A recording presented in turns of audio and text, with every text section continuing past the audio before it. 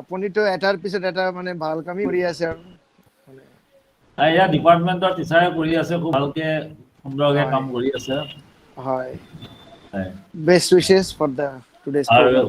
Thank you. আৰু মানে আপুনি জইন কৰিছে আৰু খুব ভাল লাগিছে। না নিশ্চয়, এটা ইনভাইট কৰিছে যেতিয়া জইন কৰিবই লাগিব। ঠিকে ঠিকে ঠিক আছে, আপোনাৰ কলেজৰ অনুষ্ঠানবোৰ ভালেই লাগে আৰু থেংক ইউ।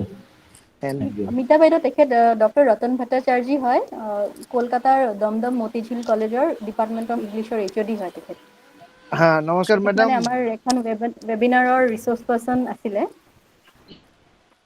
পিছত তেখেতক মানে মই নমস্কাৰ মেডাম, ইনভাইট কৰিছিলোঁ। ডক্টৰ মিতা বাইদেউ নমস্কাৰ। মোৰ মেম মাইকটো মিউট হৈ আছে। নমস্কাৰ। নমস্কাৰ, মোৰ শ্ৰদ্ধা আৰু ৰেচপেক্ট থাকিল আপোনাৰ বাবে। আপোনাৰ বক্তব্য শুনিম বুলি বহি আছো, আশা কৰি ৱেইটিং ইগাৰলি ফৰ ইউৰ স্পীচ। ঠিক আছে মেম। Okay, start. Yes, sir. A very good evening, everyone. I am Suman Das, and I, on behalf of the entire Department of History, Morigao College, Assam, welcome you to the first inaugural lecture of the Dr. Himangsu Sarmah Memorial Lecture Series. Today is the 44th birth anniversary of our beloved Dr. Himangsu Sarmah, former assistant professor and head of the Department of History, Morigao College, and therefore the department has made an attempt to commemorate him for his contributions towards the department, the college, and the society through a series of lectures that will begin from this day. It's an honor for us to have with us as resource person and the first speaker of the series, Professor Meeta Deka, Department of History, Guwahati University, Assam. And we are thankful to her that she has agreed for the lecture and has given us her time on the topic, Archives Without Walls, a Paradigm Shift.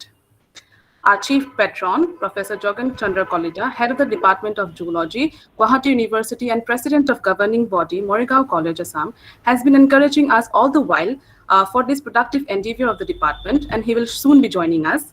We have amongst us our patron for the lecture series, Dr. Leela Kanta Borthakur, principal of Morigao College, who has been supervising and guiding us throughout. We all have with us the family members of Dr. Himangsu Sharma sir, and they have been consistently supporting and helping us on all the fronts to manage and organize the lecture series. We welcome academicians, students, and scholars from various institutions who have joined us, and also the teaching and non-teaching staff of Morigao College who are here with us today. I now request Dr. Leela Kanta Borthakur sir, Principal, Morigao College, to inaugurate the series and deliver the welcome address. Over to you, sir.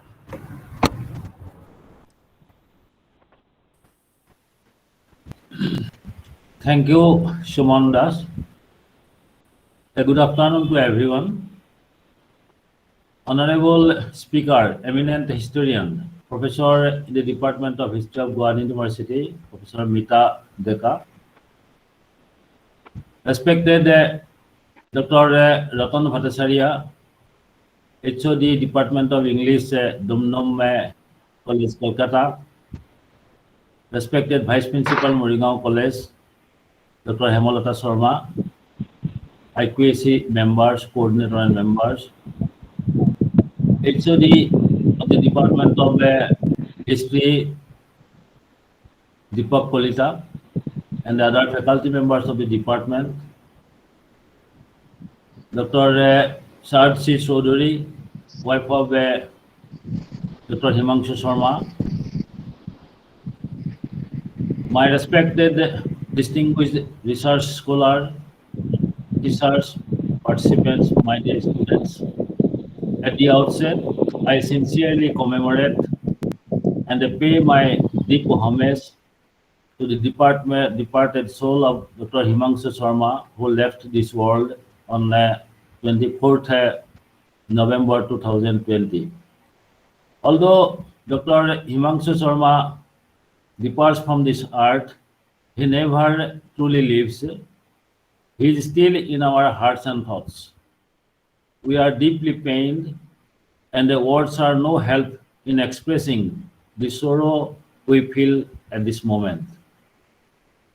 Today, in his memory, the Department of History of Morigao College organized this lecture session on a very pertinent and the vital issue, Archive Without Walls, a paradigm shift. I really appreciate this endeavor of the department through which the department is trying to keep alive Dr. Himangsu Sarmah among our students, teachers, society, and especially among the research scholars of this state as well as of our country. I will remain thankful to all the faculty members of the Department of History. Today, we feel very lucky by having a gracious presence of Professor Mita Deka, Madam, who is an eminent historian of the country, and she was also research supervisor of Dr. Himangsu Sarma. We feel very lucky. Madam, namaskar, and we are actually, Madam is associate with our college for a long time, and we expect more and more from her, and we are very happy and lucky today. Madam, also we are very grateful to her, and I warmly welcome you, Madam, to this lecture session. We must accept the transforming world, and we are eagerly waiting for Madam's deliberation on the new concept of archive without walls and its paradigm shift.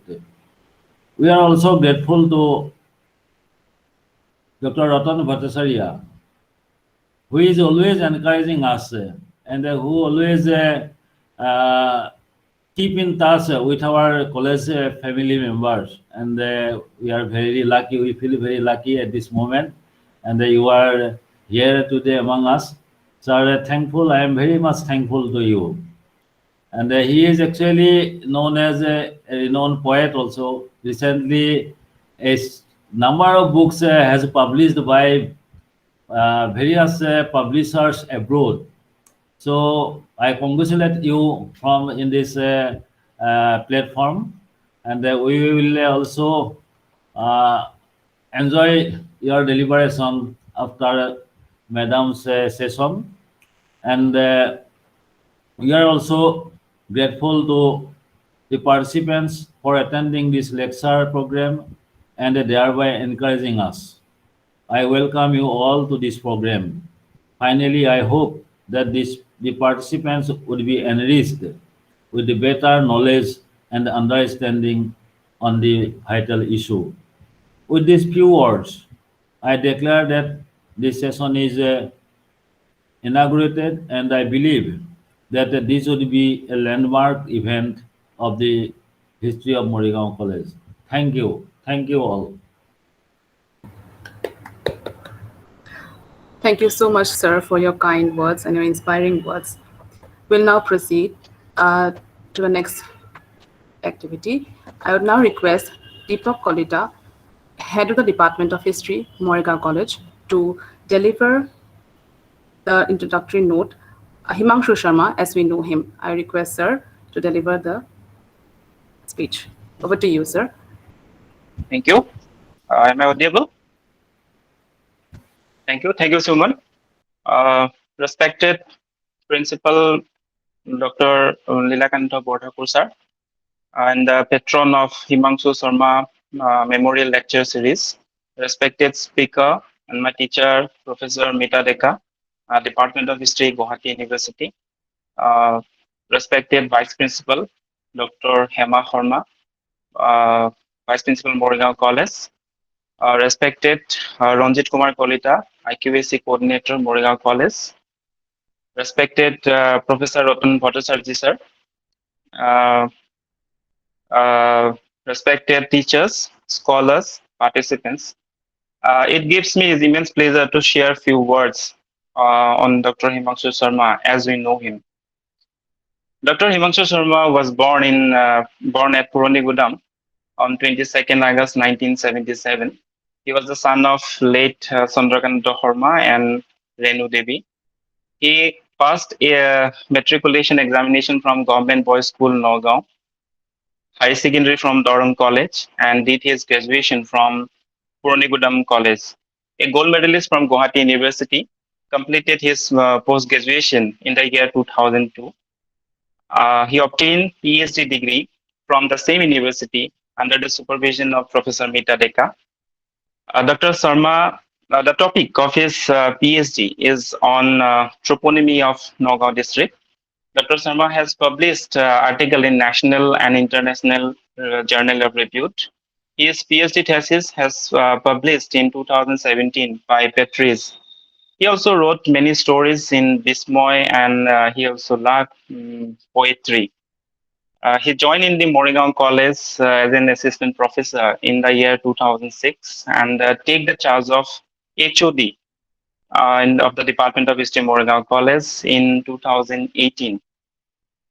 He served as a coordinator of KK Hendik Study Center of Moregaon College from 2010, and he has continued his office up to 2018.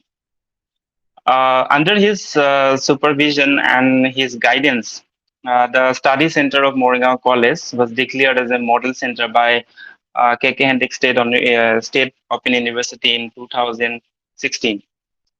He also served as a secretary of ACTA Moregaon College unit from 2014 to 16, superintendent of Sohid Mudrapator Boys Hostel of Moregaon College, member of IQAC Moregaon College, and secretary of Anti-Global Warming Society of Moregaon.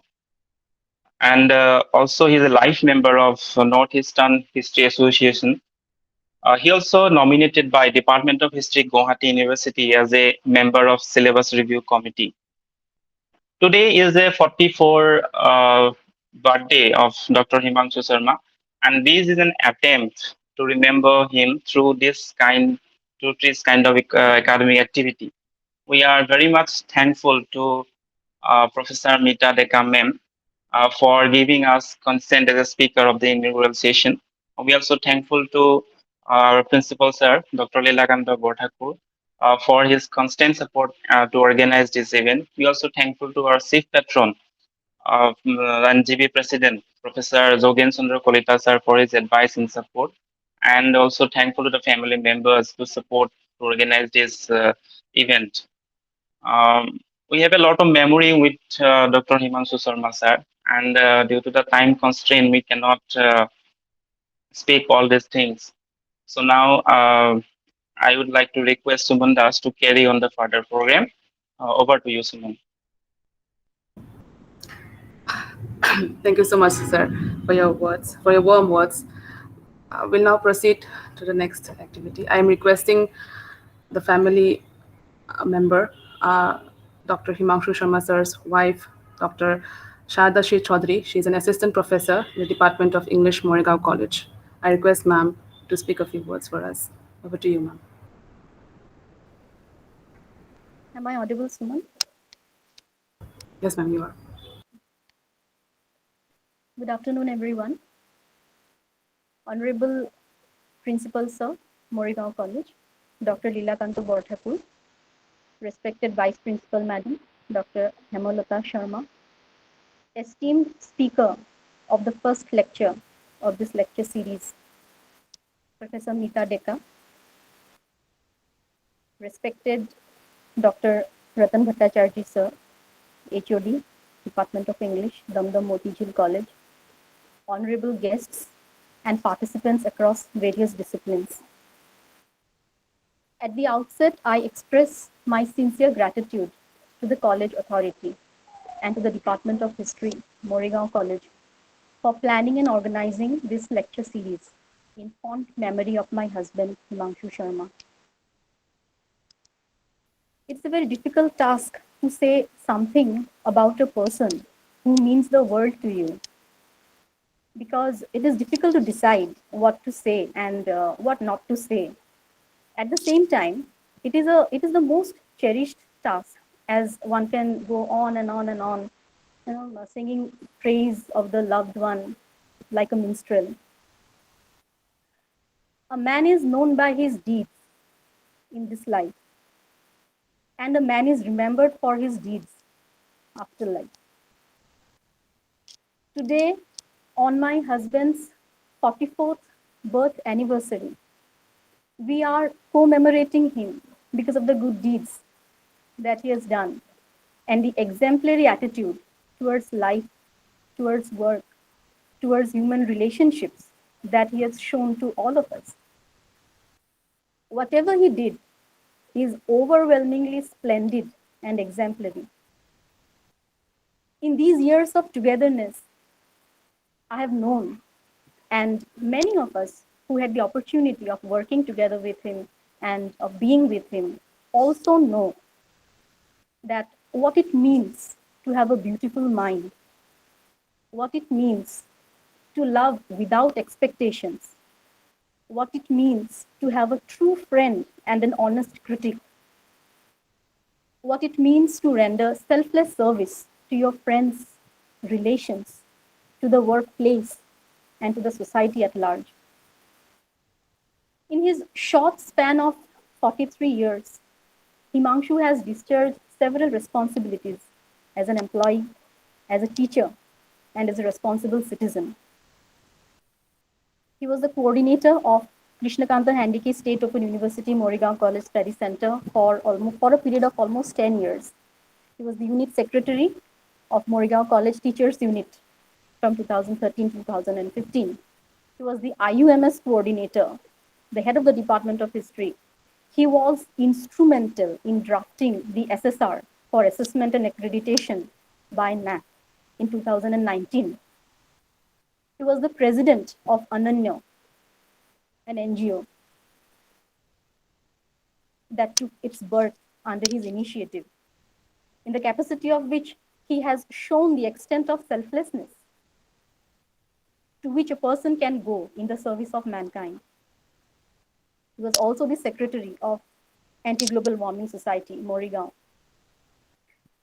In spite of his workaholic nature, he always found time for me and our daughter. He also found time for his students and cared for them like a father, not just as a professional teacher. His loss is irreparable for me, for our daughter, for the students, for the college, for principal sir, for everyone. The college has lost a precious part of its think tank. The number of years that you live does not matter. It is just a number. It could be 43, it could be 34, it could be 143. What matters is what you have done when alive. Were you really living, or were you living like a dead man? Himangsu never complained or blamed anyone for the things that did not happen to him. I've never seen him blaming others, whether for any issue in the workplace, which of course he always handled with a lot of calm and equanimity of mind, or even for the undiagnosed illness that he was suffering from. He endured, and he endured like a saint, like a sage, so almost like a god. And this I can say for sure, and many, almost all of you who are here will agree that as a human being, he is fearless. I'm his wife, colleague, friend, all merged into one. But for me, he is a true guru who leads one to a new awakening. All the members of this organizing committee of this lecture series, whether it is Raj, whether it is Pradeep, Ambarish, or Deepak, will agree that Himangsu is more like an elder brother to them, who is ready to guide every step and to show the right path. Not only that, if one falters, he will be always there to help and support. And once a student told me that, Madam, along with Himangsu sir, a part of me has also ceased to exist. That is a tribute in its own way. It is truly said that immortality lies not in the things that you leave behind, but in the people that your life has touched. Himangshu's life has touched many lives, and has created many notes, many hues, many ripples. All of them are unique in their own ways. It takes a lot of time to gather the pieces and reshape your life after it has fallen completely apart, like mine. Our 5 years old daughter, she was 5 years old when we were shell shocked by this traumatic incident. She has no concept of a person passing away and the physical absence that accompanies it. It becomes very difficult to turn the pages when you know that someone will not be there in the next chapter. When my daughter asks me, "Where is Devta? Why cannot he come to us? For one day at least? For 10 minutes? For 5 minutes? Will he cut the cake today?" I have no words to console her. And I just say that in all the good things of this world, your Devta resides. Observe with attention, my dear, and you will find him everywhere. I believe that Himangsu can see us, and he can feel us, and I share a soul connection with him. So I just want to let him know that for everything that you did, everything you taught, everything that you said, for everything, you are exemplary, and I'm grateful to you, and I'm proud of you. And because life is a cycle, we will surely meet again. I take this opportunity to thank one and all who stood by me in this life shattering and life transforming phase that I went through and I'm going through. All the members of Morigaon College who prayed for us, who supported us. Principal sir, Omi ma'am, Parag Mohanto sir, Lahokar sir, Nilofa ma'am, Dipali ma'am, Arunima ma'am, Deepak, Surenda, Kobita, Debojani, and all the others whose name I might have missed. I also take this opportunity to express my affection for our nephew, Prabal Tintin, for being the pillar of my strength and trying to do everything possible for us. He's the most loving brother my daughter could ever have. Last but not the least, I once again express my heartfelt gratitude to all the organizers of this lecture series, to the students, today's speaker, Mita Baido, to all the participants who are a part of this lecture, to everyone. Like the phoenix rising from its ashes, may this lecture series be a witness to the rising of Himangsu. Thank you one and all. Thank you so much. Thank you so much. Thank you so much, ma'am. It was, I mean, I haven't met sir ever, but it's really emotionally heartbreaking to go through what you have been through. We'll now proceed, since the show must go on, is the say, and we'll just proceed to the next. I'm extremely sorry for this. We'll proceed to the next activity of the day. I request Raj Ballabhnath sir. He is the Assistant Professor, Department of History, Morigaon College, to introduce today's resource person, Professor Mita Deka ma'am. I request Raj sir to deliver his speech.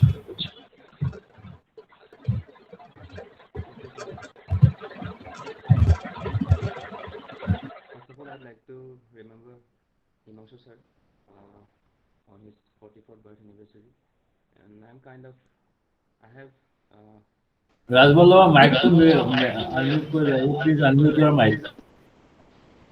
some. Am I audible now, sir? Hello, sir. আপনার মাতটো অহা নাই. Hello. Hello, am I audible?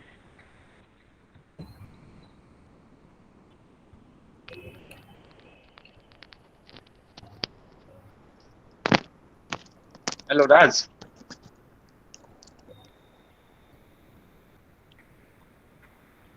Hello, Yeah. Oh, yeah. sir, শুনিছে?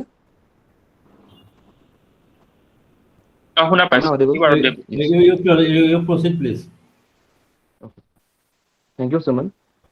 First of all, I'd like to remember Himangsu sir on his 44th birth anniversary today. And very good evening to one and all. Respected Principal of Morina College and Patron of Himangsu Sarmah Memorial Lecture Series, Dr. Lilakanta Bothakur sir. Honorable President of the Governing Body of the College and Chief Patron of this lecture series, Dr. Jogen Chandra Kolita sir.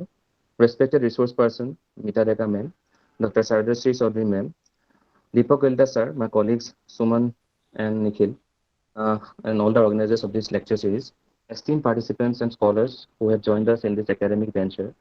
I have the honor to take the opportunity of providing a brief introduction of today's resource person, Mita Deka ma'am.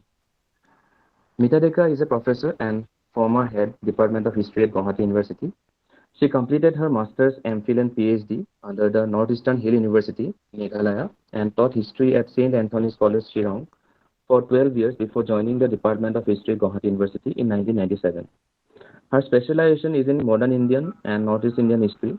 Her research interests are social movements, including student and peasant struggles, border communities, gender, and oral history. Mita Deka's contributions to the field of research includes 15 PhD and 3 MPhil scholars till date. Her major publications include Student Movements in Assam, Women's Agency and Social Change, Assam and Beyond, Urbanism in South Asia, Northeast India Outside In, besides several papers in national and international journals and articles in Encyclopedia Vishwakoof Vahan, Prakalpa, Society and Culture, Volume 8, 2008, Vishwakoof Volume 7, Volume 6, 5 of the Assam Sahitya Sabha. She had also been a subject expert for textbooks of State Council of Education and Research. She was the president of the Oral History Association of India, Bengaluru, 16 to 17, and is also the life member of the same and also of the for Contemporary Association for Women's Studies, New Delhi, etc. She is the founder, member, and vice president of Matri, an advocacy organization for child rights associated with Snehalaya Don Bosco Institute, Guwahati, Assam. Besides this, she has also been a member of various other organizations like Northeast India History Association, Meghalaya, Northeast Indian Council of Social Science Research, Meghalaya, Kamrupa Anusandhan Committee, Assam Research Society, Northeast India Social Science Congress, Assam, and Institute of Northeast India Studies, West Bengal. Besides this, she has also delivered lectures in the Department of Political Science and International Relations in University of San Diego, USA in 2011, Social Science Baha, Asian Borderlands Research Network, International Institute for Asian Studies at Kathmandu, Nepal in 2016, at the Center for Indian Studies in Africa, CISA, University of Witwatersrand, Johannesburg in 2018, as well as at universities and colleges of Bangalore, Mumbai, Sikkim, Hyderabad, and Northeast India. She has also been associated with numerous gender sensitization programs and had been a jury member of the National Ladli Media and Advertising Awards for Gender Sensitivity, Population First, and United Nations Population Fund. So I have covered almost all the important associations she has been associated with and tried to give a brief introduction. And now I'd like to hand over to Suman for continuing the further activities. Thank you. Thank you so much, Raj Bandhavnath, sir, for your introductory speech about the research person today. We'll now proceed to the technical session of the day. The technical session, the speech to be delivered by our resource person of the day, Professor Mita Deka. I request ma'am to begin with her technical session, and over to you, ma'am.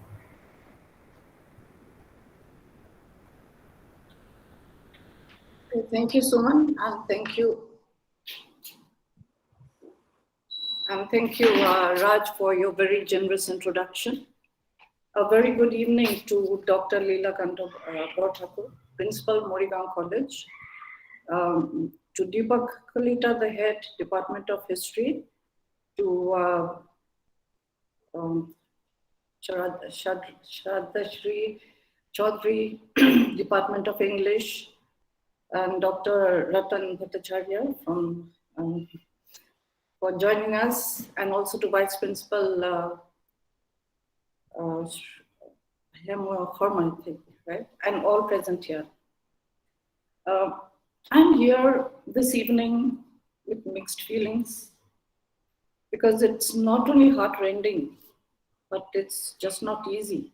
In fact, it's very hard for me to, as his teacher, to give this lecture, and yet I believe that it's an honor to deliver the inaugural lecture of Dr. Himangsu Sarmah Memorial Lecture Series organized by the Department of History, Morigaon College, in memory of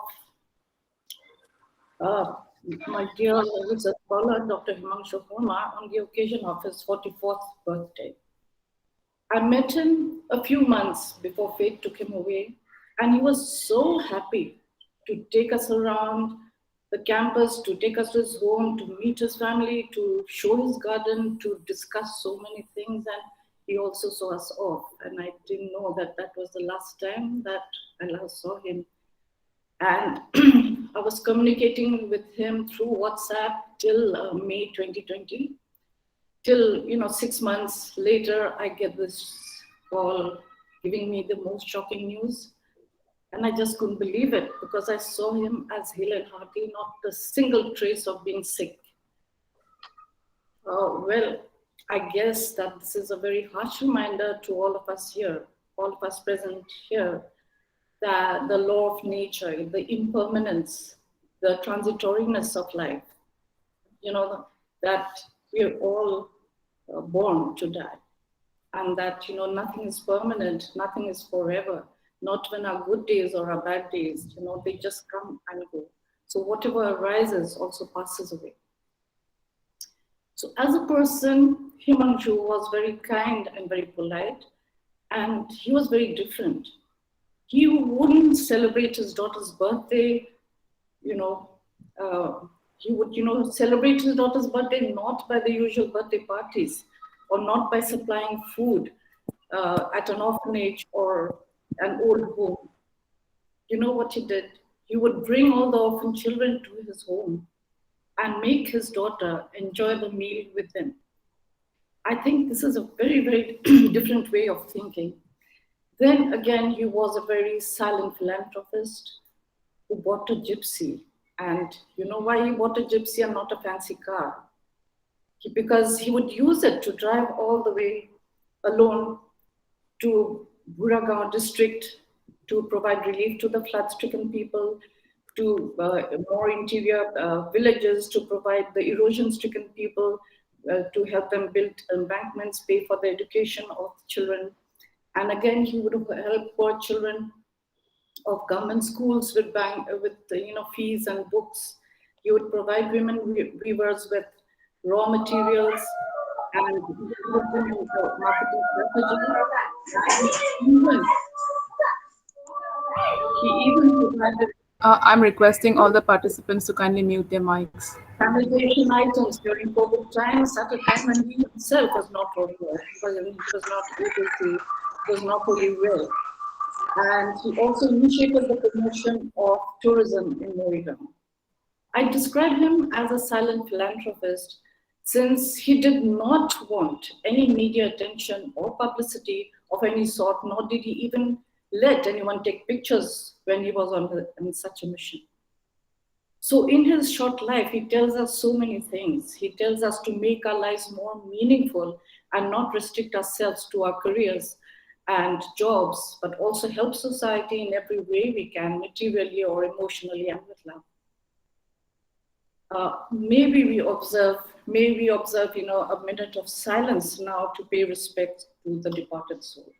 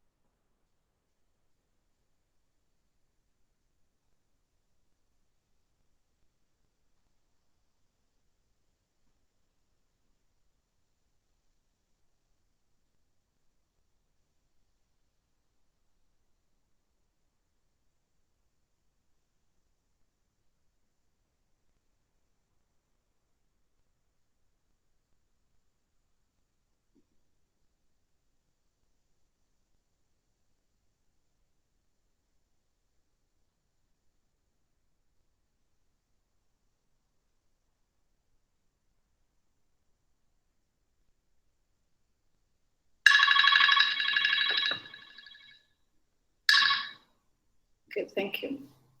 So when Deepak contacted me and mentioned about this whole idea of having this lecture series in Himangsu's name, I couldn't say no. And keeping in mind that Himangsu worked on a very, very challenging topic, toponymy. Toponymy means the study of place names. Toponymy of Nagaon district, he was focusing on Kolyapur, Nagaon, and Hojai subdivision. I say it's challenging because the sources were not to be found in the archives. He had to look beyond the walls of the archives to write his thesis. And so I chose the topic today as Archives Without Walls. In fact, I would like to place on record that he is my first research scholar to have published his work, and went all the way to the university to give me a copy of his book, wherein he inscribed, "To my dear and respected man." Yes, his was a difficult topic because the archives was not much of a help, and he had to resort to oral interviews. He took about 56 interviews. He interviewed people from myriad backgrounds, from journalists to village elders, including Dimasa and Karbi, and government employees, doctors, artists, academicians, eminent writers, and including IPS officer and the toponymist Dr. Fort Kumar Phukam. And then he could not have established his research with the oral interviews alone. So he needed to corroborate it, he needed to substantiate it with other inscriptions and other historical records. But being a very dedicated scholar with a meticulous understanding of what research is, I must say that he did a very good job. And then I believe that after he got his PhD degree, he even visited all the interviewees to thank them. How many of us actually do that? So today I'll be speaking on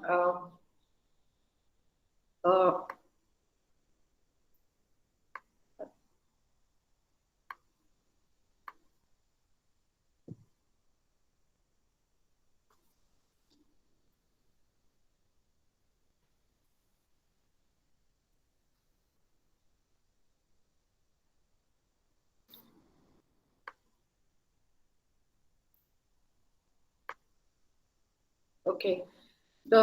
Can you hear me? Yes, ma'am. Yes, Yep. ma'am. Yeah. So the topic is Archives Without Walls, a paradigm shift. So basically we'll be looking beyond, we'll be looking outside the walls of archives as we know it. And this looking beyond the archives is in itself essentially a paradigm shift, a big change, from using archival records as the only source for writing history. We are actually looking further away to oral history, memory studies, etc. This lecture is a postmodern perspective. So the presentation outline, briefly, we begin with the introduction, the definition of archives, in the traditional sense of the term, and a little bit on how archives came about. And then we look at how postmodernists looked at archives. And then we look into Archives Without Walls, oral history and memory studies and web archives, public archives, private archives, etc. So, archives is derived from the Greek word archaeo, which signifies, a public office for records and a collection of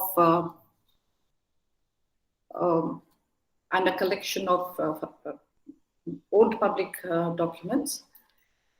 And it's also described as a place where such documents are kept, which is founded by the state to serve the state. So in this whole sense, when we talk about serving the state, we understand it's within the state's hierarchical structure and organizational culture. So culture is also supposed to be an organized thing here. And then it's also described as a building in the Encyclopedia Britannica. It's also described as a building where historical records are kept, all right? And it has different names, it goes by different names, archive centers, record offices, or repositories. And the term archives also designates the body of records. Now, when you look at this slide, you will find, just note, that we're using the word office, we're using the word place, building. We are actually talking about a very, very constricted space, a confinement. So this whole idea of archives, of course, from antiquity, we've always had archives. We can talk about the Vedic literature or the Sangam literature as archives by themselves. But archival, administration, archives and archival administration is actually traced to the French Revolution. And this began with the establishment of archives nationales and archives départementales. And here, there are three things to take note of. We understand archives as a unified system, and we understand that it's under the control of the state. And lastly, that it's open to the public for use. Everyone can use it.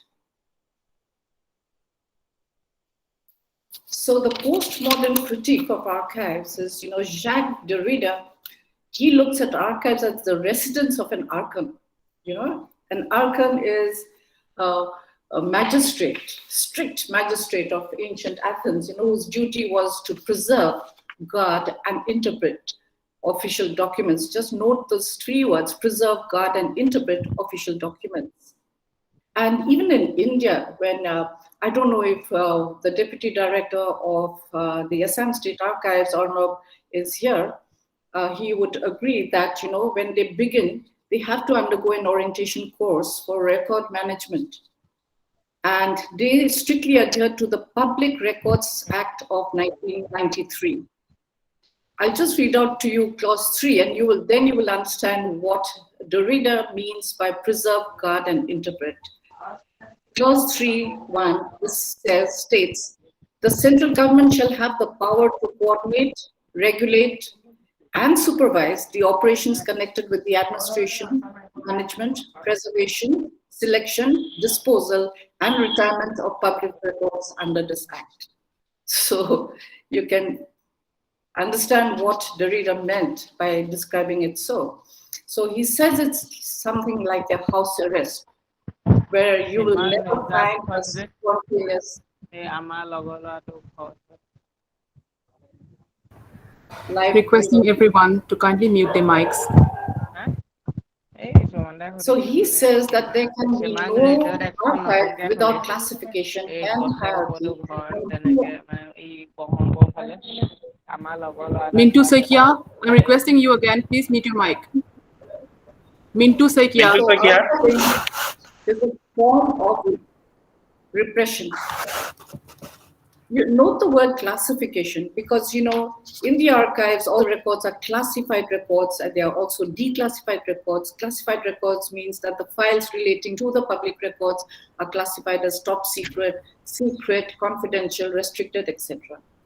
So there is a sense of hierarchy also there.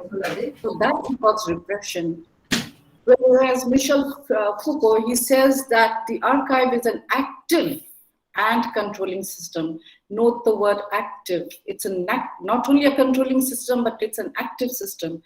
And it's precisely so because in our Indian, Public Records Act, it says that, the classification of the files that we just mentioned in the earlier slide was in accordance with the procedure laid down by the Manual of Departmental Security Instructions, which is circulated by the Ministry of Home Affairs from time to time. So it is active. From time to time is the phrase that they use so that they are at liberty to do whatever, whenever they want. So all this, destroys the actual truth. And Gerda Lerner, the feminist, says that the archives themselves is patriarchal, very largely patriarchal, and women were delegitimized by the entire process. So Terry Cook, he's an archivist, and I guess archivist participants here will also agree with him when Cook says, we are literally deciding what is remembered, what is forgotten, who in society is visible and who remains invisible, who has a voice and who does not. The process of archiving is but the state control of memory. I bring in Nelson Mandela here not as a postmodernist, but because of his views that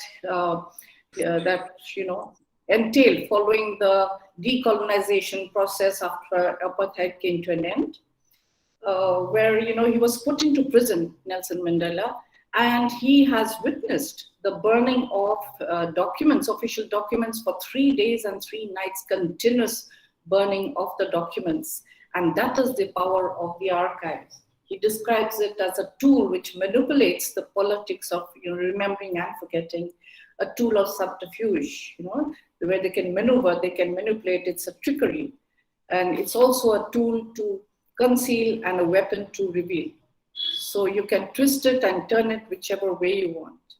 So this increasing mistrust of official history has led to a paradigm shift. People have looked outside the walls of an archives. So Derrida says that the archives no more imply merely a confined physical space for records in a building in the city of a state. Try to visualize the location of the discourse state archives. The discourse state archives, the records are in the building, within the city, within the capital itself, in the heart of the capital. So it is under such control. But here what Derrida is saying, that we are not talking about the records archive, but we are talking about collective social memory. We are talking about music, we are talking about oral histories, memory studies, public and private archives and web archives, which not only serve the state, but also serves society. So this is a very, very broad definition of archives without walls. So when we are talking about archives without walls, we are talking about oral history, we are talking about memory studies, we are talking about web, public and private archives. So oral history is a very, very broad term, and that includes oral tradition. And I thought I would include oral tradition, for a brief, for 1-2 slides, because you need to differentiate between what is oral history and what is oral tradition. And oral tradition is, in fact, so very important, especially for writing the history of Northeast India, where we have a whole lot of new ethnic communities all trying to look for their own histories of a shared past. Or if you are trying to, write on a very, very impossible thesis like the traditional games of Assam, as one of my scholars, Dr. Pradyumna Sarmah, had done, oral tradition becomes so very important. So oral traditions are actually organic expressions of a culture in which they occur, and they happen spontaneously. You need to note the word spontaneous as their cultural expression. And unlike oral history, they are not the direct experiences of the narrators as in oral history, but they are transmitted by word of mouth. So here are 2 pictures. To the left, you have a Western scene, to the right, you have an Indian scene. And here you'll find that all the recollections of the past are orally transmitted. And in these oral cultures, whatever arises, the tradition arises automatically from the dynamics of such a culture. So if you're trying to explain traditional games of Assam, you have to look within this kind of environment and the cultural practices and how the games emerge. I'm just giving you an example. Here are various modes of transmission. Some are spoken, some are musical, but all these modes of transmission are very, very powerful in the absence of literature. They are very, very highly artistic expressions, and they are very powerful expressions because of the absence, and there are different ways. Here you see so many students and only one guru. Here is just one student and one guru. Here it's more or less like storytelling, here through music, and here through storytelling again. So, these oral traditions are, once, the practice of writing came into existence, these oral traditions were looked down upon. And so Pio Zirimu, he tried to elevate the position of oral tradition, and he gave this concept of orature, meaning oral plus literature. But then he was critiqued. He was criticized because he said people would say that orature is a contradiction in terms, because you're talking of orality on one hand and you're talking of literature on the other hand. But now you'll notice that most of the oral traditions are being written down, and in that case, orature is a much used term. And this, handing down of tradition from one generation to another is entrusted to only some particular people for safekeeping, for transmission. They have a peculiar way of reciting it and narrating it. So here we have certification of a tradition bearer. And these people are supposed to be very, very eloquent. The left picture I took from the net, but the right picture, I think Suman will remember that I was invited to the Tura campus for a program called Ethnica, and we met Sojak, Marak, and Suman helped me to get all these details. She was known as Bel Sel Bagre, the headgear is known as Kotip. So these are storytellers, and they have a particular position in society. So when we talk of oral tradition or orature, there's so many things that we really have to take into account. Fables, fairy tales, myths, folk songs, legends, proverbs, sayings, whatever, religious songs, bhakti geets, etc. And especially when, these days, suddenly your research scholar will say that I want to work on Biate women. Priskili is working on Biate women. Then Alfred Tyke will come and say, ma'am, I want to work on the new Zoars of the Khmars. So these are names that we didn't even know before. So all these new ethnic communities they have no sources, so they have to rely on oral tradition. So that's very important. On the other hand, oral history is not something new, but it has been there from the 5th century BC. It was practiced by Herodotus and Thucydides. We had used eyewitness accounts. Then we also have Julio Michelet, who studied the French Revolution using, oral history. But the concept of modern oral history began in the 1940s by the Columbia University. And this because it became international in the 1960s and 70s. And this happened because there were a whole lot of changes in historiography. It's from political history, it moved on to economic history, social history, then cultural history. So, and the focus was more on the marginalized and the subaltern. So we needed to fill up gaps in history, so oral history became very, very important. So oral history is a field of study and a research technique as well. It has a method. And it is described as the oldest type of historical inquiry. You've just seen, we talked about the 5th century BC, and it's also one of the most modern. And so oral history is what is orally, transmitted and orally received. I mean, kanare kuno, and we speak, it's orally transmitted. And that leads to documentation or the writing of history. And that's the most dangerous process, which we call entextualization. Entextualization is the process of turning discourse into text. And that is the point where one exercises power. So this entextualization is a fundamental process of power and authority. You've heard Terry Cook saying that we decide whose voices will be heard and whose voice will be suppressed. We will decide who ought to be remembered, who needs to be forgotten. So this is the time when the interviewer is actually holding the power to turn the truth into untruth or vice versa. So oral history is a self-conscious, disciplined conversation. Unlike oral tradition, you've seen it's spontaneous, it goes within the dynamics of a culture. But here we are intentionally recording a particular event or the experiences of a person. And although the conversation takes the form of an interview, when you say interview, it's something so strict. You're all scared of interviews with all the whole lot of interviewers, on the other side of the fence and you are sitting all alone as the interviewee. But when we are taking oral history interviews, it is actually a dialogue where the interviewer actually listens to the interviewee more than ask questions. There are ways of asking and there are ways of listening. The other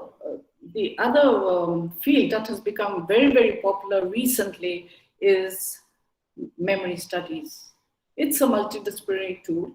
It's a source as well. And this idea started only lately, but then it's not new. It was there in Durkheim's concept of collective conscience. And it was first used by Maurice Halbrox in 1920s when she said that all acts of memory are inherently social, collective memory. But it took, 6 to 7 decades for memory studies to be actually developed and become a key word in historical discourse. Memory studies actually operates in 3 levels. There is the individual or personal memory. A person can talk about his or her, personal experiences of a particular event or the life story. And then we have the social memory, which is through social interaction and communication of a particular society, and the cultural memory, which kind of combines time and identity, where social memory emerges into cultural objects, cultural centers. So Jan Assmann talks about cultural memory studies, says that cultural memory is a form of collective memory shared by a number of people, a collective cultural identity. So cultural memory is kind of an institution. And this cultural memory is objectified in stable, note the word stable symbolic forms such as artifacts or festivals or symbols, landscape. It may be so many other things, also in terms of monuments, museums, archives, etc. But the most important thing about cultural memory studies is that these stable symbolic forms, whether it's the monument or it's an artifact or an object, there is a link, there's a connection between time, identity, and memory in the 3 dimensions of the personal, social, and cultural that we just talked about. So this is the crux of understanding what is, cultural memory studies. So collective memory or cultural memory is, again, Nora Pierre uses another term as public memory. And she says that national monuments become a cultural heritage of a particular community or of the state. And they don't embody just one person or an event, but they are expected to be remembered in posterity. The interesting thing is that a very, very new technology has been devised by David Bodenhammer. He kind of created maps, GIS maps, which are 3-dimensional and 4-dimensional.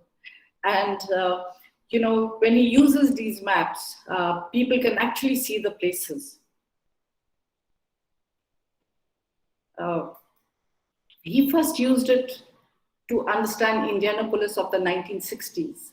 And when he used this map, the people were so excited because they could actually see what was happening there, many, many years ago. They started to say that, this was the area which was, very infested with, it was a very crime-infested neighborhood. And there was a whole lot of problem, low education. So many had left the neighborhood. And then here was a dispensary, there was a clinic, here was a white neighborhood, etc. So he tried to use the same idea in Taipei, in Taiwan, that people were very, very hesitant in 2004. But ultimately, I think he used a 4-dimensional map in Taipei. And finally, they did come up with stories of, some metal community who existed in that particular area, in that particular village. Metal Community Village, it was called. And then they started to talk about the hunting sprees, and they started to talk about the control by timber merchants, etc. So this is a new way of mapping memories. So when we are talking about, archives without walls, I put in, web archives, public archives, private archives. Web archives, this is indianculture.gov.in. This web was given to me, this link was given to me by Shabnam. And here in this link is, collection from different museums, different archives, different, repositories, and it includes a variety of things, various categories, ranging from, say, textiles and fabrics to historical sites to British colonial records to even Burunjis, Assam Burunjis. So at the click of the button, so this is, the archives without walls. Then we have the public archives. By way of example, I've used the Jaswangarh War Memorial in Arunachal Pradesh as the public archives, archives without walls. Then private archives, I just put in two. One is Treasured Wheels at Sunapur. One of my research scholars, I don't know if she's here, Nafisa Yunus had used it for her MPhil dissertation on war technology. And even Himangsu Horma's 56 interviews can be termed as private archives, So we go to Jaswangarh now. Jaswangarh War Memorial is about the China-India conflict in 1962. So from Assam, from Bhalukpong, we move up, further up, right up to Jam.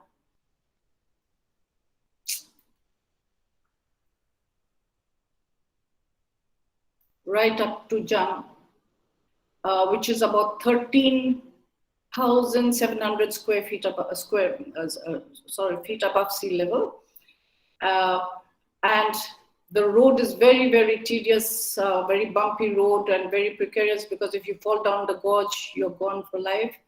But the scenery is so beautiful. This is Sela Pass. It's so much like Switzerland, when it is covered with snow and the coniferous trees, peeping out of the snow. It's very, very beautiful.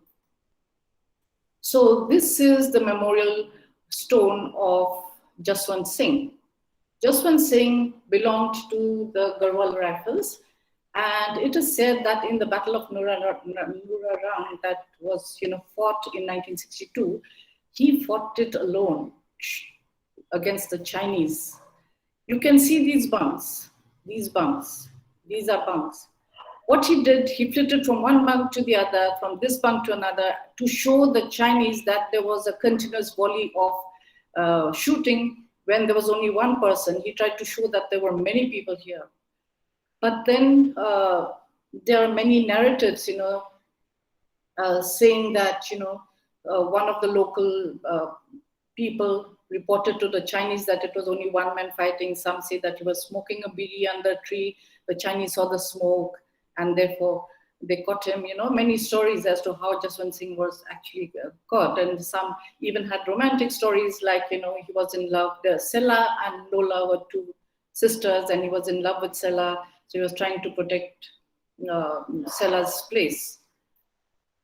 So this is the house where the bullet mark is seen from the 1962 war.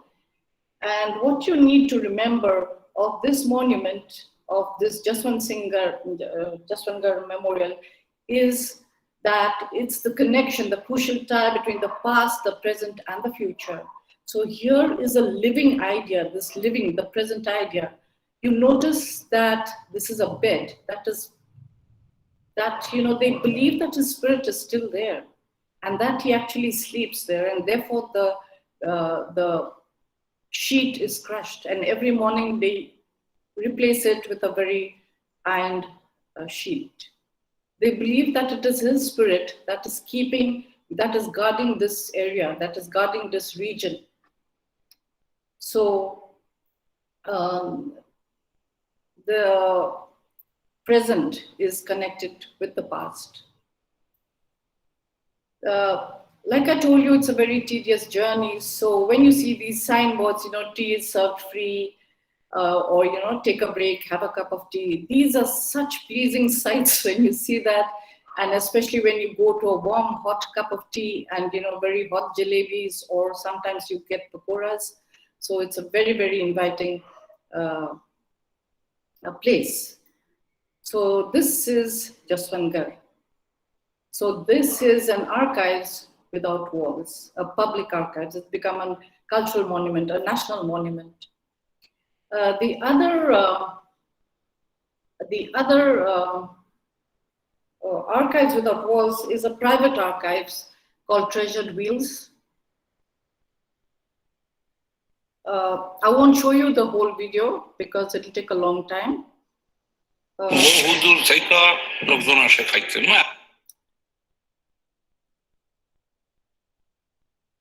Brake system না দেখছেন break আছে pedal code আছে কেনে কো pedal চলিলা আছে pedal রকা দিলে জায়গা break লাগে হয় নাকি চলাই দেখাছো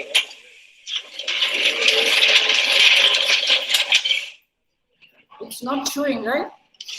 নমস্কাৰ স্বাগতম জনাইছো আনকি ব্লগৰ এতিয়া মই আছো সোনাপুৰ মেধিকুছিত আৰু আজি খুব এটা ইউনিক ভিডিও হ'ব গৈ আছে কাৰণ মই আছো এটা ইউনিক ঠাইত আৰু ইউনিক ঠাইটো হল আপোনালোকৰ এটা নৰ্থ ইষ্টৰ প্ৰথমটো দেখা পোৱা নাই the audio is we can just hear it পুৰণি বস্তু I can't escape. বিভিন্ন ধৰণৰ পুৰণি বহুত কিবা বস্তু আছে সো গোটেইখিনি আপোনালোকক দেখাম এয়া আপোনালোকে দেখিছে Control. আহিলো আমি মিউজিয়ামৰ গেট আৰু Ma'am, stop presenting কৰক দেখাই আছো presentation stop কৰিলে হৈ যাব বাৰু No, it's become black place. I can't Control escape. control and escape soldier বিলাকে পিন্ধিছিল সেই Nai হেলমেট বিলাকে এইটো গেটখন বনাইছে এই গেটত আপোনালোকক এটা ইউনিক বস্তু দেখাই আছো সেইটো হল ভাৰতৰ প্ৰথম পেট্ৰল পাম্প এইটো ভাৰতৰ প্ৰথমটো petrol pump Close the window. Close it. Close window.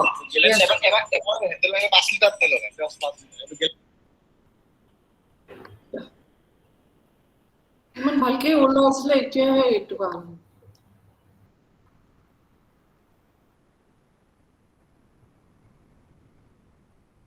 Brake system না দেখছেন ব্রেক আছে পেডেল কোড আছে চলিলা চলিব yes পেডেল রকা দিলে জায়গা ব্রেক লাগে হয় নাকি ডাঙৰ কৰিব নালাগে নেকি স্ক্ৰীনখন এতিয়া আৰু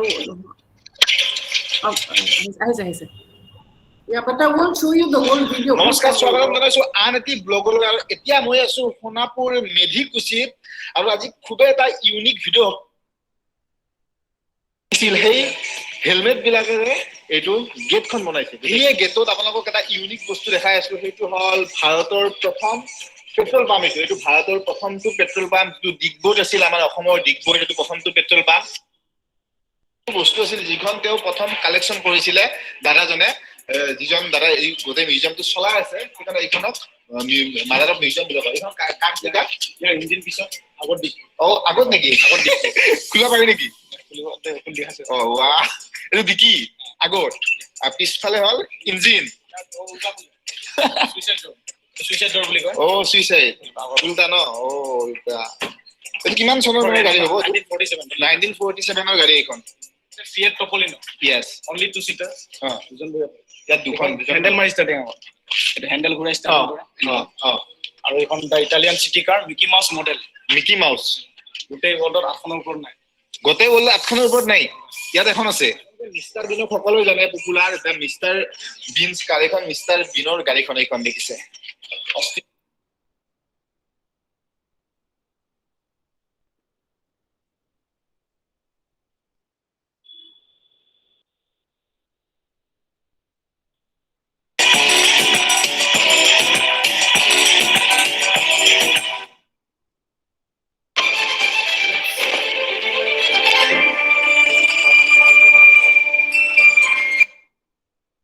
গঢ়ি তুলিছে কিয় গঢ়ি তুলিছে গোটেইখিনি মই দাদাক আজি সুধি দাদা স্বাগতম জনাইছো প্ৰথমতে আপোনাক বহুত বেছি ধন্যবাদ জ্ঞাপন কৰিছো যে আপুনি ইমান ধুনীয়া ধুনীয়া ইউনিক বস্তু পুৰণি বস্তু যিবোৰ বস্তু আপুনি বাহিৰত গ'লে দেখা নাপায় সেইবোৰ বস্তু আপুনি এতে একগোট কৰি আপুনি মিউজিয়াম হিচাপে আমাৰ নতুন প্ৰজন্মৰ কাৰণে থৈছে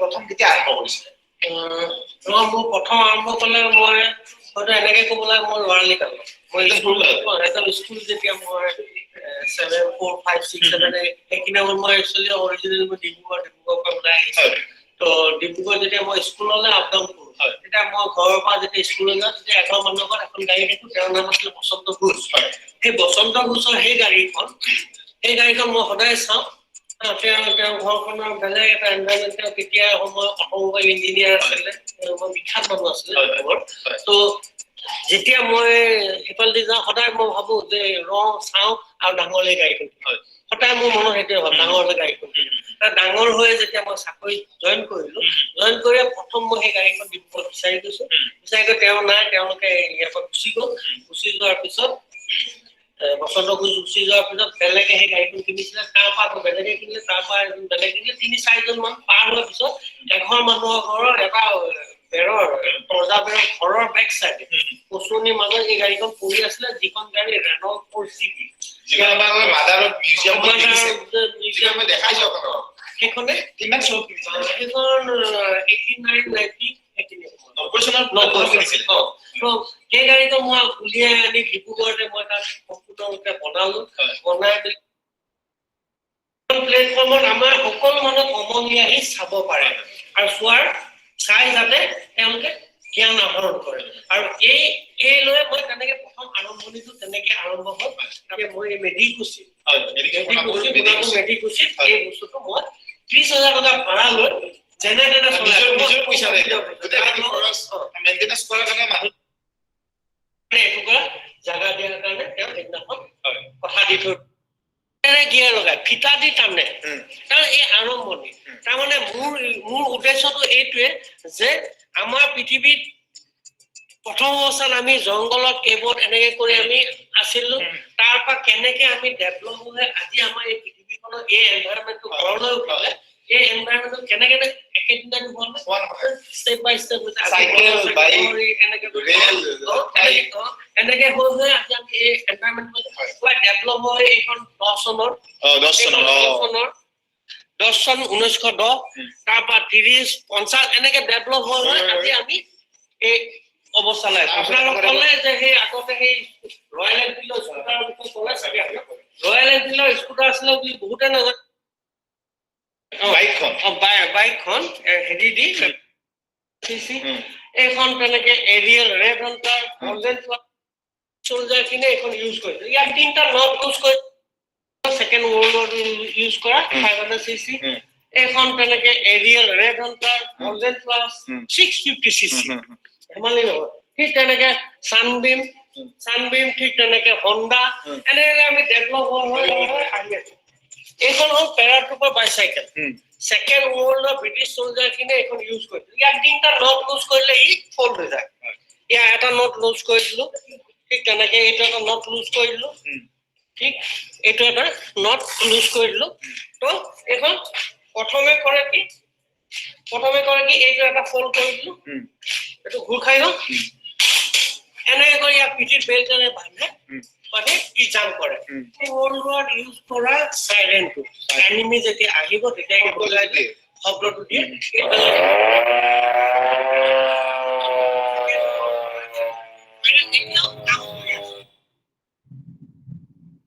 আপোনাৰ গোটেইবিলাক বস্তু কিনি আছে লগতে মেইনটেনেন্সৰ কথা আছে বহুত কিবা কথা গোটেইখিনি দাদাই নিজে কৰি আছে সেইকাৰণে মই দাদাক জ্ঞান চিলো দিছো কাৰণ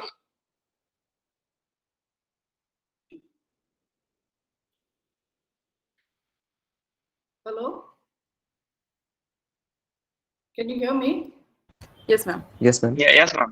Yeah, so you just saw the Jaswantgarh War Memorial as a public, archives without walls, and the Treasured Wheels as a private archives. So although Jaswantgarh actually commemorates 1962 India-China conflict, and Treasured Wheels actually talks about the world wars, they are, they are more than that now, because now they want to be remembered in posterity. So what was a record of a transient moment has become permanent now in the annals of public memory, and it establishes a very, very critical, a very, very crucial timeline between the past, future, and the present. So, when we talk of, postmodernity actually focuses, the focus of archival research is on the process rather than the product. They will focus on how a particular document had come into being, had come into existence rather than the document itself. So it is the context. We have to understand the context rather than the text, and the time and place more than establishing universal truths or absolutes for understanding history, for writing history. And this has caused archival paradigm shift. And this shift is intrinsically connected with changes in the writing of history today. We were talking about history from above and history from below earlier. And although, the factually oriented political history is there, it's not gone because the chronology is maintained that way. But there has been, yes, a decisive shift to what Peter Burke calls the new perspectives in historical writing. So these intellectual developments revolutionized not only the writing of history, but the reading of the text, the reading of the sources. We'll have to look into the intentions, the motives of the sources. So prior to this, the entire focus was on archival documents, but now there are multi-dimensions to understanding history.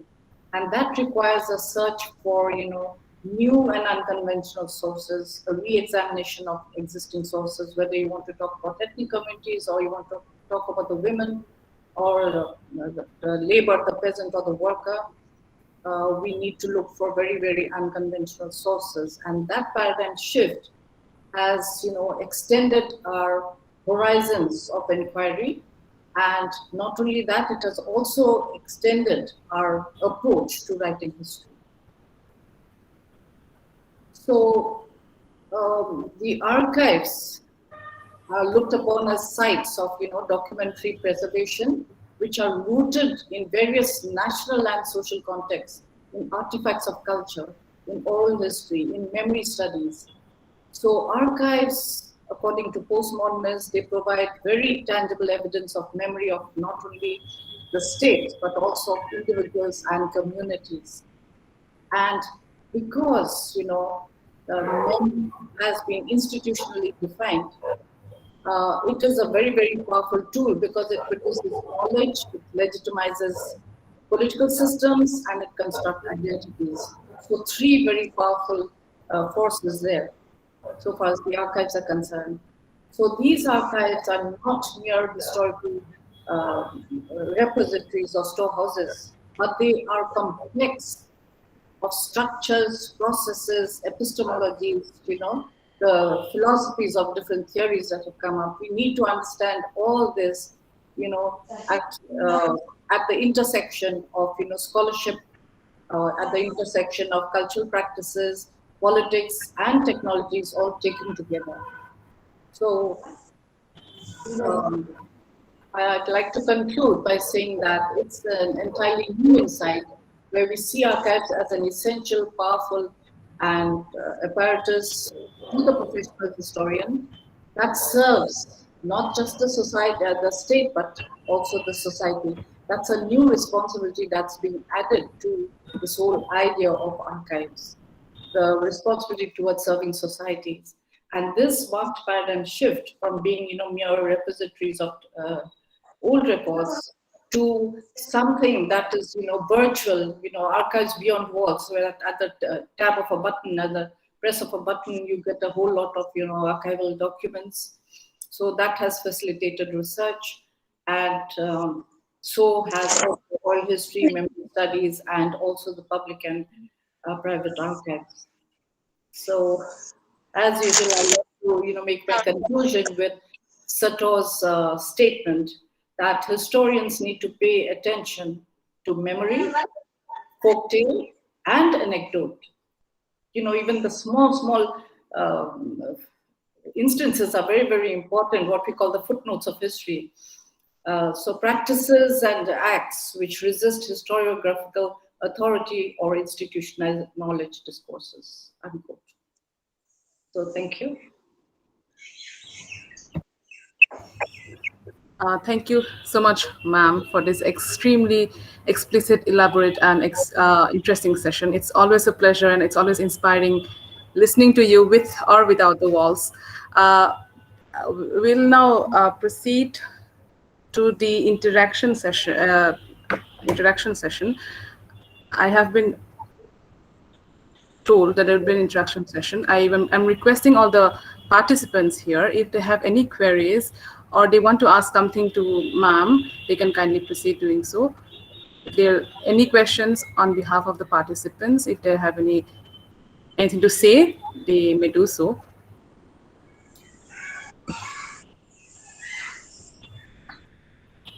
We have a lot of comments in the chat box. No, there are no questions. I just checked. Dr. Bhattacharya, you please unmute your mic. Yeah. Actually, I forgot that I muted. Yeah. It's a really enlightening lecture that I kind of out of conventional also, because very recently I have not heard any of this topic. So it's a kind of new thing for me, but very much relevant to our literature also. Not that only history, because in 1928, in an essay on the formal method in European art of scholarship, Mikhail Bakhtin, madam will know that, and Pavel Medvedev, they associated the becoming an academic of art history at the end of that is 19th century, with the becoming of the autonomous kind of modernist art they were doing that time. And they were talking about the folklore archives and the structuralization and the conceptualization of the folklore archives. And, my question is, if you can give us some idea about this, changing perspectives of researchers and research.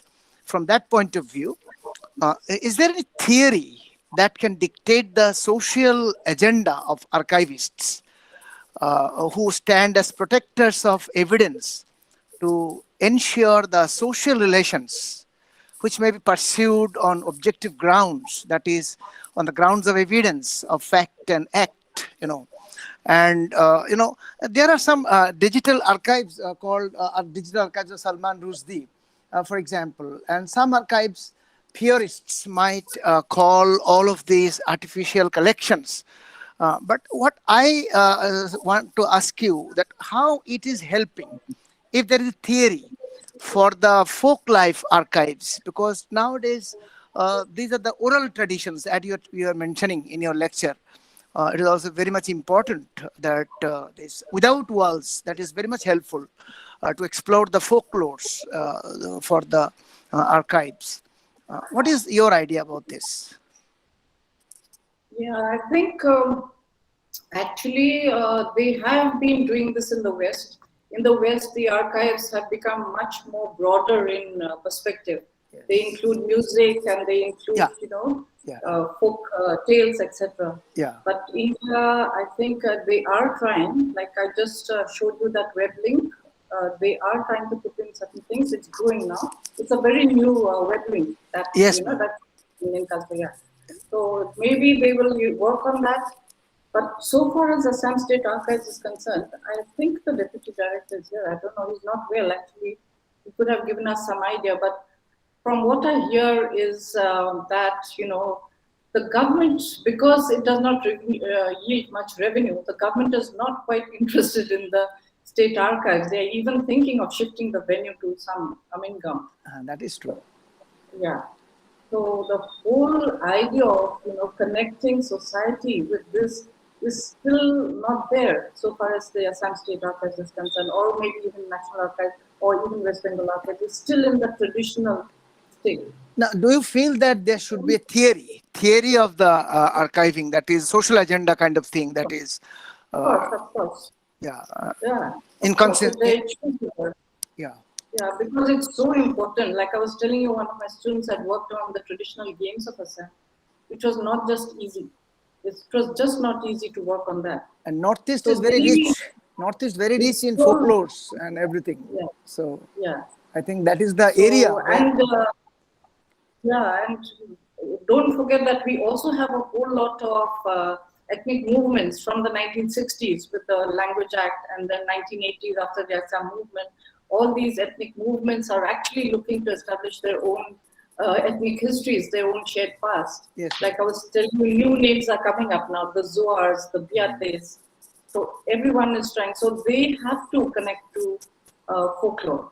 yeah, To, yeah. to understand it. I went to that Vaishno Devi University for a conference there, and there I met one poet. He was a Dogri community, and he was telling that their whole community is having so many materials, but they have no such written records and everything. So they were based basically on the this you said archive without Oral. walls kind, yeah, that kind of thing. Yeah. And that finally is emerging as the fourth world literature, that kind of thing. Not third world, but the third world of the third world, the fourth world literature. That kind of thing is happening. Yeah, Yeah. because they're so backward. In fact, there Yeah. is no such literacy and education, anything. Only old people. And one student, he was going to the Himalayas. He told that I had to walk for 3 days to reach my home. And after walking 3 days in the hill, he reaches his village where there is no connection with the outer world. And those old people, they have lots of stories, lots of things to tell about the civilization, about everything. So these things I think can be preserved only by the digital, this kind of thing. Yeah. So even in the Northeast, Yeah, we have so many, narratives. yeah, ma'am. So even digitalization of all these is again problematic because people do it with intentions. So that is the problem. Exactly. Thank you. They manipulate. Thank you. Thank you, ma'am. So much enlightened. Yeah, the new vision actually you gave, a new vista of experience is opened by your lecture. Thank you so much for beautiful presentation. Yeah, ma'am. Thank you. Thank you so much, sir, for your interaction with our speaker. We'll now proceed to the next activity. We have with us Professor Jogan Chandra Kolita. He is the HOD of the Department of Zoology and also the Chief Patron of Dr. Himangsu Sarmah Memorial Lecture Series. He's here with us now. Sir, I request you to speak a few words. Yeah, Over to you, sir. Actually, he is on his way to home. Right, sir. Namaskar, sir. Namaskar, sir. How are you? Yeah, Dr. I think Bhattacharya back Thank you. you're again. still in the car. I think you're Yeah, and still in it's the car. Yeah, I am almost a part of your college now. good. I think, Simon, can you hear me? Yes, sir, we can. Yes, all can. Yeah, actually, when I was listening to Mita Deka, ma'am, Professor Mita Deka discussed so many things, wonderful deliberation, and also it was very exciting. And when the college wanted to establish that particular lecture in the college, that Himangsu Sarmah Memorial Lecture from the department initiative, I was so happy because we lost him. Okay, we are very unfortunate. It is very unfortunate. He was the asset not only to Morigaon College, he was the national asset. And Himangsu Sarma, his ideas and his work was wonderful. We want to carry forward his wonderful ideas, what he wanted to do, his philosophy, and Department of History, Guwahati University is one of the oldest in the country. And the people you see, when you listen to Professor Mita Deka ma'am, you can realize the strength of the department. So we are blessed by so many excellent faculties. Department is wonderful. Their alumni are wonderful. Lots of luminaries, they serve the department. And the department has been blessing so many departments in various colleges. But Morigaon College Department of History is very dear and near one to us. And that was the contribution of Dr. Himangsu Sarma. Dr. Himangsu Sarma wanted to make it closer and closer, and it was so close to Guwahati University, and also to the academic world, and we pay tribute to this great soul. We also pray to the Almighty for his eternal peace.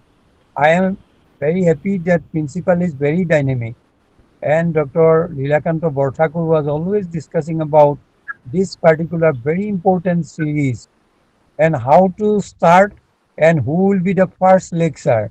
It was our main target. And today, in a befitting manner, in the academic world, the college, the department has shown that yes, we can do. And as Professor Bhattacharjee also joining us today, so it is addition to our knowledge. So I am so happy that Professor Mita Deka ma'am always positive. She's always, whenever there is a concern about any problem in college, she always coming forward and also helping and putting hands on even. So today she did lot of hard work to develop this particular discussion and the deliberation, and therefore it is exciting, wonderful, and it is a historic moment for the college. I am sure the Morigaon College has made the records. I am thankful to all, including head of the department, Dr. Kolita, to Sumon, and all faculty members, and all teaching faculty members, non-teaching staff, students, and family members. Once again, I thank you all. I thank Professor Mita Deka ma'am from our core of our hearts, because she is always positive, always wonderful, and she speaks very good, and she is a very excellent orator. So thank you, ma'am. We wish that we will be getting your blessings always. And thank you, principal, dynamic principal, and all getting involved in this particular endeavor. Thank you so much. Namaskar to all. Thank you so much, sir. Thank you so much, sir, for your kind words. He's in the car probably. I will now proceed to the next activity. We have the participants' response. So all the participants who are here, I now request everyone, if they have any response or feedback or anything to say on this platform, it's now open. I request everyone, if they have anything to say, they can. We have message on the inbox. Yes, sir. So, Suman, Yes, sir. Suman, Yes, sir. Suman, after the interactive session, you please request Dr. Bhattacharya to speak something. Sure. Okay.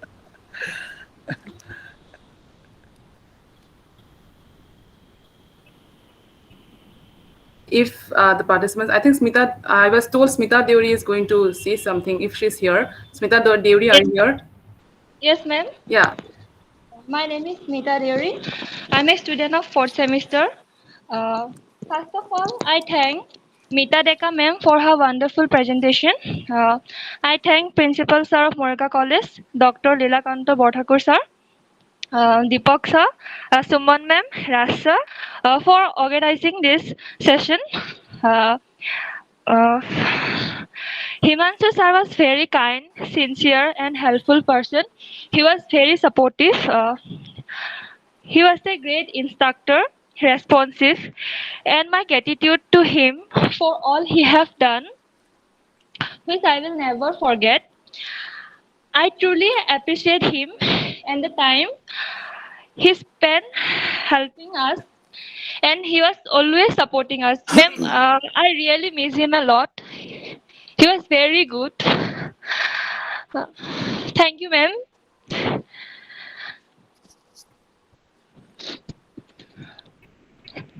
Thank you, Thank you, Smita. sir. Thank you so much. Thank you so much for your warm words. As told by our principal, sir, I request Dr. Ratan Bhattacharjee, he has been here all the while throughout the lecture. I request, sir, to speak a few words, sir. Actually, I wanted to leave, but I could not leave because of the so beautiful lecture and presentation. Uh, um, One thing that is uh, history is not a burden on the memory. It is an illumination of the soul. And, being a student of literature, although Philip Sidney told that literature is greater than history because history deals with the dead people and the past, with all regards for history, because my favorite subject was history, and I got highest marks in history in my degree courses, and I always took history. Although many people advised me to take political science, it was it needs less reading. But I took history because without history we cannot do literature. And whenever any student comes to us for reading literature, we tell them you bring with the history of literature. So whenever you go to read music, you go to the history of music. Begin with the history. Without history, nothing can be done. Although Philip Sidney told that literature is better than history because history deals with the past and the was, and literature deals with the may, that is, that may be. So it is the possible impossibility that history, literature deals with, and history deals with the thing that happened. So there is a limitation of history that it is within the parameter of the time, that is after that it becomes a history. But my conception is different, as George Santayana was telling, that those who do not remember the past are condemned to repeat it. Because in Afghanistan, what is happening? The Taliban history is repeated now. So the history of 1996 September that started, now again repeated in 2021. So ultimately history is repeated because we have not done the proper thing. We have not learned from history. That is why history is repeated. So the moment our greatest glory, as Confucius was telling, that our greatest glory is not in never falling, but in rising every time we fall. So history helps us in this. And whenever this history is organizing, history department is organizing a topic like this, that's digital archive, and archive without the walls, because nowadays we are living in the globalization, and especially in the pandemic period, what is happening?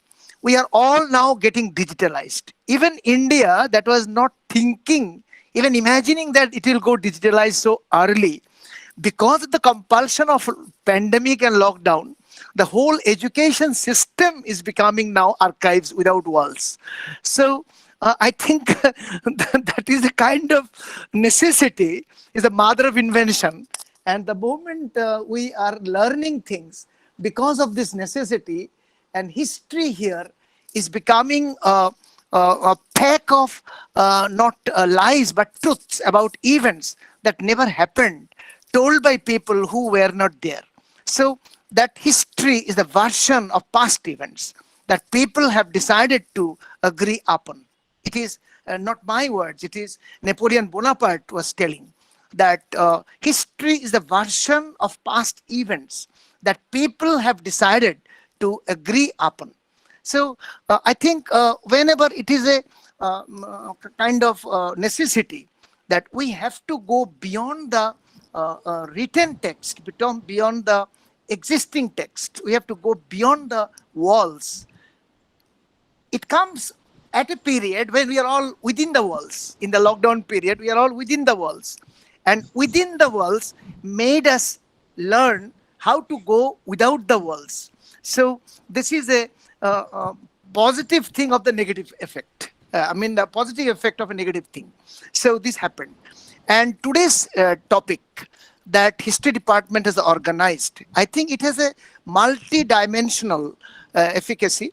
And Madam Mita Deka, Dr. Mita Deka, Madam, has wonderfully opened this session.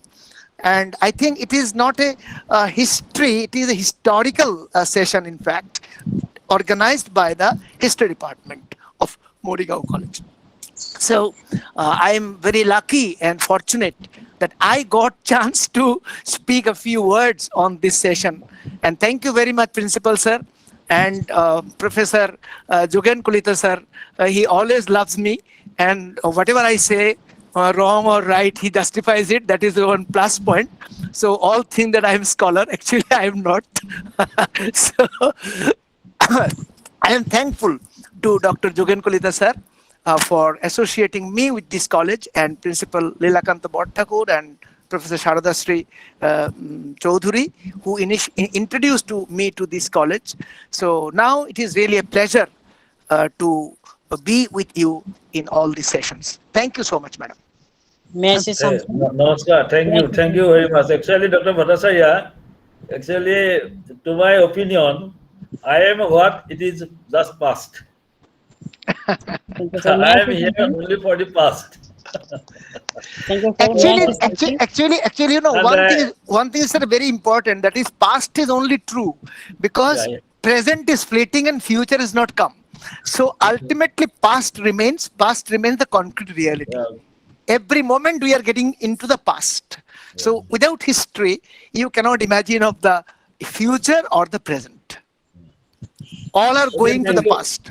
Thank you very much. Thank you very much. Yes, actually, I also offer my sincere gratitude to our governing body president, Professor Jugan Chandra Kolita sir. Actually, he is way to his home, and from his car he attend this session. Actually, he always encourages us and always support us. So we are very much, our college family is very much thankful to him. Kolda sir is here, I think. No, sir, he has just left. He just left. Okay, thank you. Now I request someone to carry on the session. Yes, I think Ritul can you Deka hear has me? been holding since a long. He wants to say something since a long time. He has been Okay, raising his hand also. Ritul Deka, would you like to say something? Your microphone is muted, Ritul Deka. Your microphone is muted. Can you please unmute? Ritul, your microphone is muted. You need to unmute it. Thank you, ma'am. Thank you, ma'am. Thank you, Dr. Mita Deka, ma'am. Thank you for your speech. And I want to thank my respectfully, sir, Principal, sir, Dr. Lilakanta Bhattakur, sir. I want to thank my respectfully, sir, Dr. Deepak Kalita, sir. And thank you, Suman, ma'am. And thank you, my respectfully, sir, Asbul of Nature. And I want to say something about my Lord, like a lot, Dr. Himangsu Sharma, sir. He was my most respectfully, sir, and he was a genius person for my life, and he was like a father for me. I shall never forget him. He is really a good God for me, who comes to act as a teacher for us and pass away to the heaven, and he left us. So really, we are very sad, ma'am. Thank you, ma'am. This is my speech only for this. Thank you, Ritu. Thank you so much for your kind words and warm words. We need to wrap up soon, so we'll now proceed to the next activity of the day. We have a vote of thanks speech to be delivered by Nikhil Kumar Deka. He is a assistant professor of the Department of History, Morigao College. I request Nikhil Kumar Deka sir to deliver the vote of thanks. Over to you. Thank you, Suman. A very good evening to one and all gathered here in Dr. Himangsu Sarmah Memory Lecture Series, Lecture 1. It gives me an immense pleasure to deliver to the vote of thanks for this event to all dignitaries assembled here.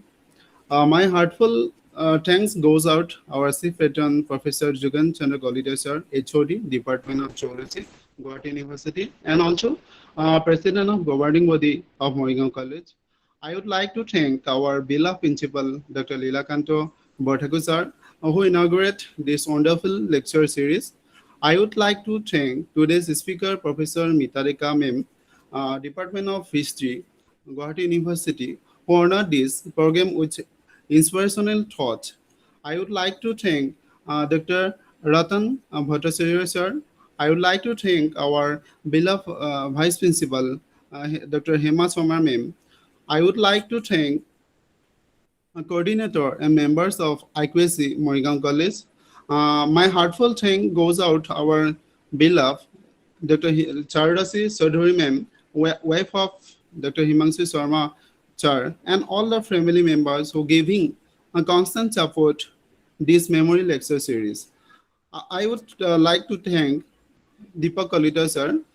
I would like to also thank the technical support Bulbul Das, Department of Computer Application of Moigaon College. I would like to thank our respected teachers, colleagues, staff members, participants, well-wisher, students, friends for making this Dr. Himangsu Sarmah Memorial Lecture Series as a grand success. Once again, I thank one and all present here. Thank you, Suman. Thank you all. Thank you so much, Nikhil, sir. Here I have an announcement to make. Here is the link for the feedback form has been shared here by Bulbul Das. I request everyone to fill up the feedback form, and the certificate for participation will be issued after 24 hours. So your certificate of participation after the filling up of your feedback form will be available after 24 hours. Kindly fill up the feedback form requesting all the participants here. We have come to an end of our first lecture of the Dr. Himangsu Sarmah Memorial Lecture Series today. I assume everybody, all the participants must have been immensely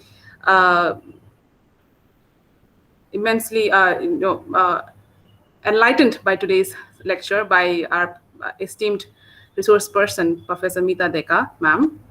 And with the promise of bringing forth more lectures every month, we will conclude today's lecture series.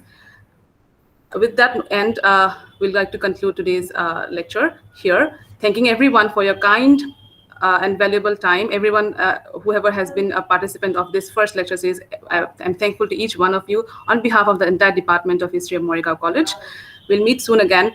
With that end in view, today's lecture comes to an end. Thank you so much. Mita madam ধন্যবাদ, আপুনি যে থাকিলে বহুত ভাল লাগিলে, আপোনাৰ স্পীচটো বহুত ভাল পালো, এনজয় কৰিলো।